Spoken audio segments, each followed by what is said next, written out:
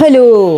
Okay, അപ്പോൾ നമ്മൾ ഇന്ന് പറയാൻ പോകുന്നത് എക്സ്ചേഞ്ചിനെ കുറിച്ചാണ്. അതെ, എക്സ്ചേഞ്ച് എന്താണെന്ന് അറിയാല്ല, നമുക്ക് ട്രേഡ് ചെയ്യാൻ നമുക്കൊരു സാധനം വേണം, അതാണ് എക്സ്ചേഞ്ച്.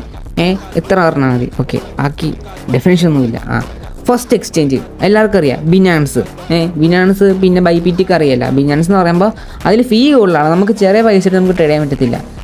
പിന്നെ അടുത്താണ് നമ്മുടെ ബിങ്എക്സ് എന്ന് പറയുമ്പോൾ കുഴപ്പമില്ല, നമുക്ക് ഫീസ് കുറച്ചും കിട്ടും, പിന്നെ ചെറിയ ഫീസ് നമുക്ക് ചെറിയ പൈസ നമുക്ക് ട്രേഡ് ചെയ്യാൻ പറ്റും, ക്യാപിറ്റലൊക്കെ. അടുത്താണ് സെറ്റ് സാധനം കേട്ടോ, മെക്സി എന്ന് പറയുമ്പോൾ ഇല്ലേ, ലോ ഫീ ആണ്. പിന്നെ നമ്മുടെ കയ്യിൽ ഇപ്പോൾ 100, 10, 20, 30 രൂപ വെച്ച് നമുക്ക് ട്രേഡ് ചെയ്യാൻ പറ്റും ഓരോ ചെറിയ കോയിൻസിലൊക്കെ. ഞാനങ്ങനെ ചെയ്തേക്കണം. പിന്നെ അടുത്ത് പറയാൻ പോകുന്നത് നമ്മുടെ ഇന്ത്യൻ എക്സ്ചേഞ്ചാണ്. അതായത് ഈ കോയിൻ DCSും കോയിൻ സ്വിച്ചൊക്കെ. ഇതിലൊന്നും പറയുമ്പോൾ നമുക്ക് നമ്മുടെ ബാങ്കിൽ അക്കൗണ്ട് ഇല്ലേ, നേരത്തെ അതിനകത്ത് കിട്ടാൽ മതി, എന്നിട്ട് നമുക്ക് അതിൽ നിന്ന് നമുക്ക് ഫ്യൂച്ചർ ട്രേഡ് ചെയ്യാൻ പറ്റും. അതും INR വെർഷൻ. മറ്റേത് USDT ഇല്ലേ, ഇത് INR വെർഷൻ. അപ്പോൾ ഇന്നത്തേക്ക് അത്രേ ഉള്ളൂ, മനസ്സിലായി വിചാരിക്കുന്നു. Okay, by.